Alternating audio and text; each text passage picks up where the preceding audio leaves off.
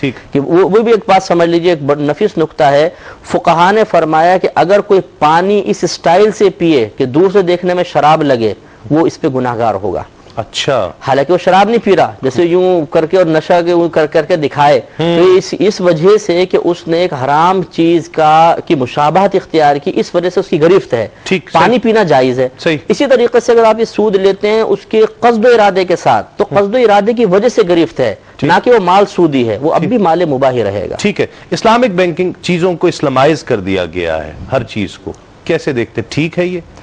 اس پہ تھوڑا سا تفصیلی کلام ہوگا. بالکل تفصیل. میں یہ عرض کروں میرا تو یہ سبجیکٹ رہا ہے. جی ہاں، اسلامک بینکنگ کے حوالے سے بات کرنے سے قبل جو رائے ہے اچھی رائے ہے، لیکن پہلے بینکنگ کا تصور دیکھ لیں کہ بینکنگ کیا ہے. یعنی یہ ایک منی لینڈنگ بزنس ہے جس میں باقاعدہ پیسہ جو ہے وہ رینٹ پہ دیا جاتا ہے. ابتداً بینک کو کہا جاتا تھا بینچ، یعنی مہاجن جو ہے وہ بینچ پہ بیٹھ کر لوگوں کو پیسہ دیتے تھے اور لکھتے تھے. یہی آگے ڈیولپ ہو کے بینک کا تصور بنا. تو اب یہ جو بینک کا تصور ہے، اس کے آگے لفظ اسلامک، یہ مطلب ایک تھوڑا سا قابل اعتراض ہے.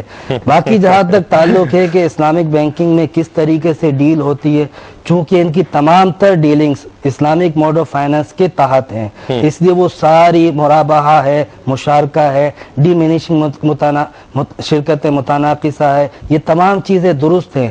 لیکن اس کی جتنے شرائط ہیں، ہر بینک کے اپنے اپنے کچھ ٹرمز کنڈیشن ہوتے ہیں، ان کو دیکھنے کے بعد کہ کوئی کنڈیشن ایسی تو نہیں جو شریعت سے کہیں متصادم ہو، ان تمام چیزوں کو دیکھنے کے بعد پھر کہا جا سکتا ہے یہ درست ہے. پھر وہ اسلامک کہاں سے ہو گئی؟ اگر اس میں پھر یہی شبہ موجود ہے کہ یہ ہونا چاہیے، تو یہ سب چیزیں تو اسلامک بینکنگ والوں کو دیکھنی چاہیے کہ اس میں وہ چیزیں ہیں یا نہیں ہیں. اصل میں اس میں ہوتا یہ ہے کہ اسلامک یوں ہو گئی کہ آج کل جیسا کہ آپ نے پہلے بھی سوال کیا، ہر کام تھرو آف بینک ہو رہا ہے، بینک کی انوالومنٹ ہر چیز میں ہے. ٹھیک ہے. تو اب اس کے لیے مسلمانوں کی آسانی کے لیے اس میں ہمارے علماء کا بہت بڑا کردار ہے.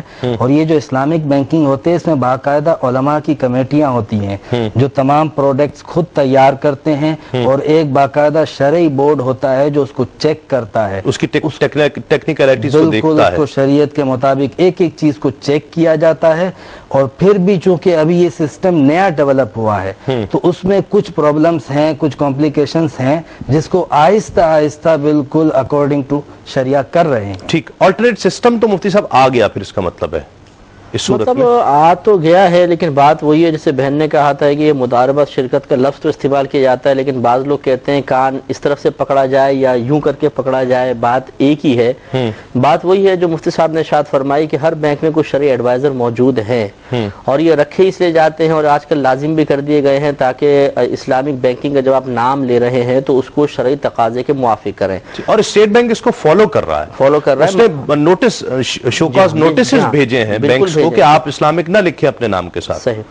دیکھیں مسئلہ یہ ہوتا ہے کہ ہر بینک جو ہے وہ یقینی سی بات ہے کہ موجودہ نظام اور اسلامک نظام ان دونوں کو ہم آہنگ کرنے کی کوشش کرتا ہے، اور ان میں ہے باہم ٹکراؤ. تو پھر لازم سی بات ہے کہ وہ جو موجودہ نظام ہے اس کو تو تبدیل نہیں کر سکتے، پھر وہ شرعی جو قواعد ہیں، قوانین ہیں، اس میں تبدیلی کی کوشش کرتے ہیں. اس کے لیے باقاعدہ شرعی ایڈوائزر ہیں، جیسے پورا ایک مطلب بورڈ ہے بیٹھا ہوا، علماء کی کمیٹی ہے، انہوں نے فیصلہ کیا کہ یہ رعایت اگر لے لی جائے تو اتنے کوئی بڑا مسئلہ نہیں ہوگا. مسئلہ یوں پیدا ہوتا ہے کہ ایک مفتی صاحب یہ ہیں، ایک میں ہوں مثال کے طور پر، یہ ایک بینک کے شرعی ایڈوائزر ہیں، انہوں نے ایک رعایت کو پاس کیا کہ ہاں یہ شریعت اس میں اجازت دیتی ہے، لیکن میں جب اس کو دوسرے زاویے سے دیکھتا ہوں میں منع کر دیتا ہوں. اس میں پھر وہی بات آ جاتی ہے جو انہوں نے کہا نا کہ کسٹمر پریشان کیوں ہوتا ہے، وہ اسی وجہ سے ہوتا ہے کہ جب وہ ایک بینک کے اوپر اعتماد کرتا ہے تو ایک مفتی صاحب کا فتویٰ آ جاتا ہے کہ یہ تو ناجائز ہے، اب وہ کیا کرے بیچارہ، وہ پریشان ہو جاتا ہے. اس لیے ضروری ہے، یہ کوئی اتنا بڑا مسئلہ نہیں ہوگا کہ ایک پالیسی تیار کرنے کے بعد اپنے بینک کی ترقی کو بعد میں دیکھا جائے اور پورے سسٹم کو چینج کرنے کے بارے میں پہلے غور و تفکر کر لیا جائے. تو میرے خیال میں آسانی ہو سکتی ہے کہ وہ آپ پالیسی بنائیں، اسے دیگر جو شرعی ایڈوائزر ہیں ان کے پاس بھی بھیج دیں، یا باقاعدہ ان کی میٹنگ ہو جائے، سب بیٹھ جائیں، اس میں ایک پالیسی پاس ہو جائے کہ ہاں اس طریقے سے ہمیں نظام چلانا ہے، تو پھر یہ بالکل بے داغ ہو سکتا ہے. مفتی صاحب، جس طرح مفتی صاحب نے فرمایا، اس سے 100% ایگری یقیناً ہم کریں گے کہ یہ ایک چیز یقیناً ایک ہے لیکن ایک عام آدمی اس چیز کا فیصلہ کیسے کرے گا؟ یہ تو علماء کا مسئلہ ہے. اب ایک عام آدمی فیصلہ کیسے کرے گا کہ وہ فیصلہ آپ نے جو رعایت دی ہے وہ ٹھیک تھی یا مفتی صاحب اس پر جو قدغن لگا رہے ہیں, جو ان کا پوائنٹ آف ویو ہے وہ ٹھیک ہے؟ ایک عام آدمی کیسے سوچے گا؟ اصل میں یہ مسئلہ تو بینکنگ میں نہیں, ہر جگہ پر ہے. ٹھیک. عام آدمی یہی کرتا ہے کہ وہ کسی نہ کسی ایک عالم پر اعتماد کرتا ہے, متقی پرہیزگار ہوتا ہے, اور اس پر اعتماد کر کے اس کی رائے پہ عمل کرتا ہے. ٹھیک ہے. اچھا, کار لون کی طرف ہم آتے ہیں, لیزنگ کی طرف آ جاتے ہیں. کار لون ہے, ہوم لون ہے, اس کے لیے وہ ٹھیک ہے, جائز ہے اسلامی؟ اجارے کا تصور تو اسلامی تصور ہے, کسی چیز کو رینٹ پر دینا. ٹھیک ہے. اب یہ ہے کہ رینٹ کے باقاعدہ کچھ شرائط ہیں. یہ لیزنگ پہ جو گاڑیاں دی جاتی ہیں روایتی بینکوں میں, وہ تو سودی سسٹم ہوتا ہے. کمرشل بینکنگ میں کوئی بھی رعایت نہیں کی جاتی اسلامک ٹرمز اور کنڈیشن کی, شرائط کی, قواعد کی. البتہ اسلامک بینکنگ کے اندر کافی حد تک ان چیزوں کی رعایت کی جاتی ہے. ہوتا یہ ہے کہ لیزنگ پر جب گاڑی لی جاتی ہے تو ایک شخص باقاعدہ بینک سے رینٹ پر گاڑی لیتا ہے. ٹھیک ہے. رینٹ پر گاڑی اس کے نام ہوتی ہے بینک کے. رینٹ پہ لینے کا مطلب یہ ہے کہ مالک بینک ہے. ٹھیک ہے. اور جب بینک مالک ہے تو مالکانہ تمام ایکسپنسز بھی بینک کے ہوں گے. ٹھیک ہے. اور آپ صرف جو ہے وہ رینٹل ایکسپنسز کرتے رہیں گے جو عام اخراجات ہیں, اور کرایہ دیتے رہیں گے. ٹھیک ہے. اب عام طور پہ ان چیزوں میں جہاں پہ مسئلہ آتا ہے نا کہ منتھلی جو انسٹالمنٹ ہے رینٹ کی, اس میں کبھی آگے پیچھے ہو جاتے ہیں تو اس پہ پینلٹی لگتی ہے. چیریٹی فنڈ لیا جاتا ہے, اور ایک انڈر ٹیکنگ پرومس کر لیا جاتا ہے کہ اگر آپ جو ہے وہ اس کو, وہ کہتے ہیں یہ ڈیل کا حصہ نہیں ہے, ڈیل میں کوئی پینلٹی اور کوئی چیریٹی اور کوئی فنڈ شامل نہیں ہے. لیکن وہ جو انڈر ٹیکنگ ایک پرومس لیا جاتا ہے, وعدہ لیا جاتا ہے کہ اگر آپ لیٹ ہو جائیں گے تو اتنا فنڈ دیں گے, اتنی پینلٹی دیں گے. اس پر علماء نے کلام کیا ہے. ٹھیک, اس کو کہتے ہیں پینلٹی, وہ تو چیریٹی فنڈ میں جاتی ہے.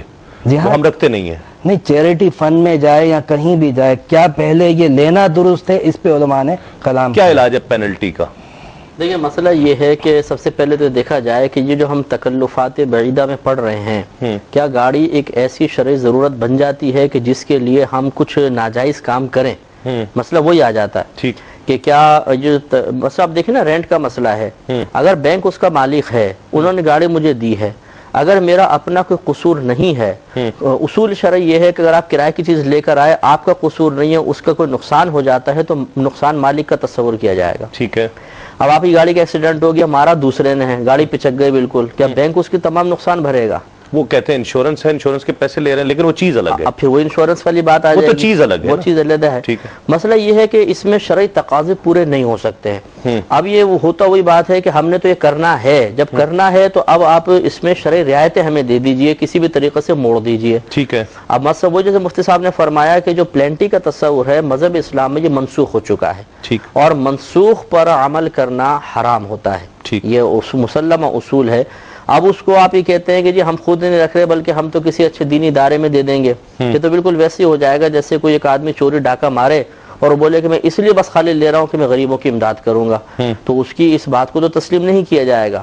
بس مسئلہ وہی ہے کہ اب سسٹم ایسا راسخ ہو چکا ہے اور لوگوں نے اپنی ضروریات کو اتنا وسیع کر لیا ہے اور اس کو اتنا اہم بنا لیا ہے کہ اس قسم کی باتیں سننے کے بعد وہ بعض اوقات تو منہ چھپا کے ہنستے ہیں. کار کی ضرورت اگر فرض کریں, ایک ضرورت سمجھ لی جائے کہ گاڑی ایک ضرورت ہے ایک گھر کی, تو اس صورت میں اس میں جواز کی صورت کیسے نکل سکتی ہے؟ مطلب جواز کی صورت یہ ہے کہ آدمی جمع کرے پیسہ, سیکنڈ ہینڈ گاڑی لے لے, کم پیسوں کے اندر لے سکتا ہے. اگر یہ پاسبل نہ ہو, کیوں نہیں سہولت ہے, ایک سہولت ہے.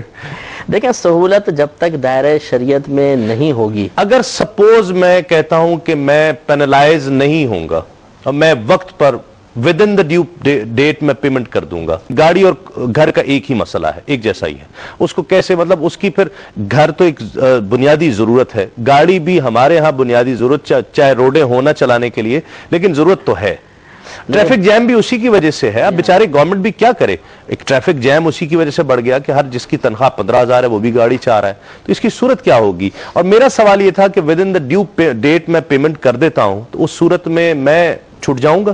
دیکھیں, جس طرح عمل برا ہوتا ہے نا, اس عمل کا وعدہ بھی بعض اوقات برا ہوتا ہے. ٹھیک ہے. مثلا اگر سود لینا برا ہے تو سود کا وعدہ بھی برا ہوگا. ٹھیک. اگرچہ آپ کے پاس آپ یہ سمجھتے ہیں کہ کبھی بھی سودی نوعیت نہیں بننے دوں گا یا نہیں آنے دوں گا, لیکن آپ ایک ایگریمنٹ باقاعدہ سائن کرتے ہیں اور اس پر آپ یہ اعتراف کر رہے ہیں کہ اگر ایسا ہو گیا تو میں دینے کے لیے راضی ہوں.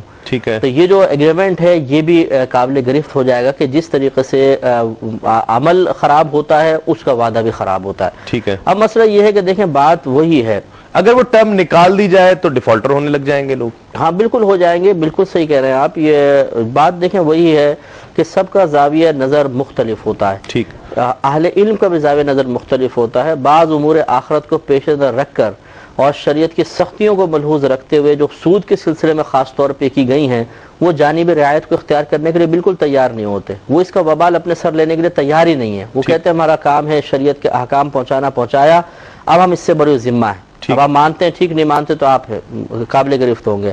بعض لوگ اس میں رعایت دیتے ہیں. ابھی آپ نے بات کی تھی کہ عوام کیا کرے. اب اس میں مسئلہ یہ ہوتا ہے کہ اگر عوام ایک مسئلے میں دو مفتیان کرام کی رائے دیکھتی ہے اور دونوں ان کے نزدیک مستند ہیں تو ان کے لیے بالکل یہ اجازت ہے کہ وہ ان میں سے جس کے فتوے کو چاہیں قبول کر لیں.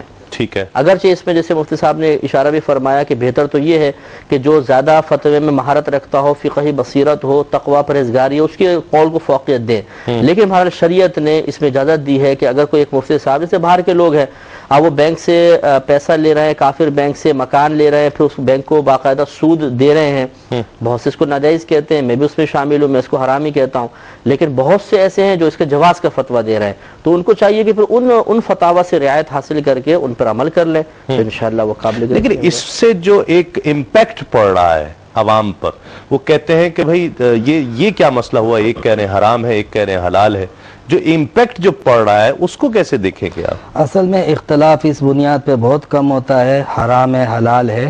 زیادہ تر یہ ہوتا ہے کہ ایک بینکنگ ایک علیحدہ فیلڈ ہے باقاعدہ, اس کی کیا کیا قوائف ہیں, کیا کیا ٹرمز کنڈیشن ہے, بینکنگ کا کیا کیا سسٹم ہے. تو اس پورے سسٹم کو سمجھنے کے بعد جو علماء کرام وہاں پر بیٹھے ہیں تو وہ پھر اس کی تفصیلات بہت اچھے طریقے سے ڈیلیور کر سکتے ہیں. ٹھیک ہے. عام طور پہ مفتی صاحب نے فرمایا نا کہ جو لوگ اہل علم حضرات ہیں ہر شعبے سے کچھ نہ کچھ وابستگی رکھتے ہیں, معلومات رکھتے ہیں, تو اس بنیاد پہ عام لوگ جو فیلڈ میں نہیں ہیں وہ یہ کہتے ہیں کہ اگر ایسا ہوا تو ناجائز ورنہ جائز. ٹھیک ہے. لیکن اگر کسی شخص نے جو ہے وہ بغیر دیکھے ان ٹرمز کنڈیشن کو یہ کہہ دیا کہ نہیں ناجائز ہے, یہ زیادتی ہے. سر 100% بغیر دیکھے سائن ہوتا ہے, 100% ٹرمز اینڈ کنڈیشن کوئی نہیں پڑھتا.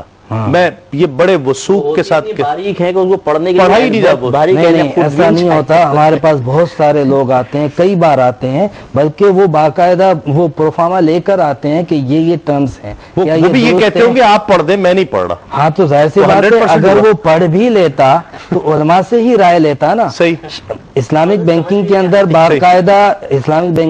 باقاعدہ ایڈوائزر موجود ہوتے ہیں علماء, وہ ان کو پوری ذمہ داری سے تفصیلات بتاتے ہیں, اس لیے اب ان کو ضرورت نہیں ہے, وہ اعتماد کر کے لیتے ہیں. ٹھیک ہے.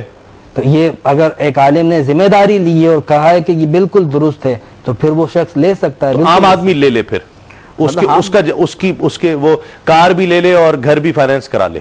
بالکل ذمہ داری پھر اس پہ کسٹمر پر ہوگی اور جس مفتی صاحب نے فتویٰ دیا ان پر ہوگی. آپ نہیں دے رہے. میں تو اس میں احتیاط ہی کروں گا. مطلب کہ اس کی کس طرح سے گنجائش کو آلٹرنیٹ قرآن و سنت پیش تو کر رہا ہے, آلٹرنیٹ کیسے ہوگا؟ وہی ہے کہ ہم نے ایک ذہن بنا لیا ہے کہ ہمیں اس میں رعایت چاہیے. اب مفتی صاحب آپ رعایت دیں بس. میں اس پوائنٹ سے نہیں کہہ رہا. مسئلہ وہی ہے کہ جو ہم یہ جو کرتے ہیں بحث کرتے ہیں, میں اس پوائنٹ آف ویو سے نہیں کہہ رہا. میں کہہ رہا ہوں کہ قرآن و سنت ایک دین فطرت پیش کر اور اس کی کوئی نہ کوئی چیز دور کے تقاضوں کے مطابق پیش تو کر رہا ہے. دیکھیں ہر مسئلے کا, میں بالکل عرض کر رہا ہوں, ہر مسئلے کا ایک حل ہوتا ہے, لیکن وہ حل آپ کی اور میری مرضی کے موافق ہو یہ ضروری نہیں. ٹھیک, ڈیفینیٹلی. ہماری شریعت یہ کہتی ہے اگر آپ کا اپنا مکان نہیں, آپ کرائے کے مکان پہ رہیں, ٹھیک نہ لیجیے اپنا مکان. کیوں آپ سود کی طرف انوالو ہوتے ہیں؟ ہزاروں لوگ ویگنوں بسوں میں سفر کر ہی رہے ہیں, آپ بھی کیجئے. آپ اسکوٹر لے لیجئے, ضروری ہے کار لینا, لیکن ہم نے اپنا ایک معیار بنا لیا نا کہ نہیں ہمیں سہولت بھی چاہیے, آسانی چاہیے, تھوڑی سی عزت بھی چاہیے معاشرے میں. ہم اپنی سہولیات کے لیے اپنا ایک معیار قائم کرنے کے بعد چاہتے ہیں کہ اب شریعت لازم ہمیں یہاں پر رعایت دے. صحیح. تو وہ پھر رعایت کی ذمہ داری ہم لیکن مفتی صاحب دیکھیں, میں ایک سہولت تو اس کا حق ہے نا, وہ چاہتا ہے کہ میں 5,000 روپے میں رہ کر اس کا حق ہے. ٹھیک, ایگزیکٹلی. 5,000 روپے, 10,000 روپے, میں 10,000 روپے, 10,000 سے کم میں تو اچھا گھر کہاں ملے گا. 10,000 کرایہ بھی دوں, وہ کہتا ہے میں 10,000 کرایہ بینک کو دے دیتا ہوں, بینک سے لے لیتا ہوں, تو 20 سال بعد گھر بھی میرا ہو جائے گا.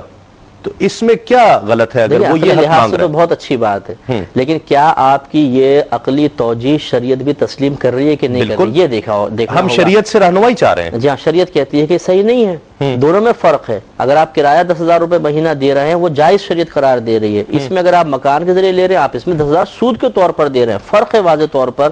تو شریعت ان دونوں کو برابر کیسے رکھے گی کہ ہم کہ دونوں چیزیں برابر ہیں تو یہ بہتر نہیں ہے کہ اس کو اختیار کر لیں؟ صحیح۔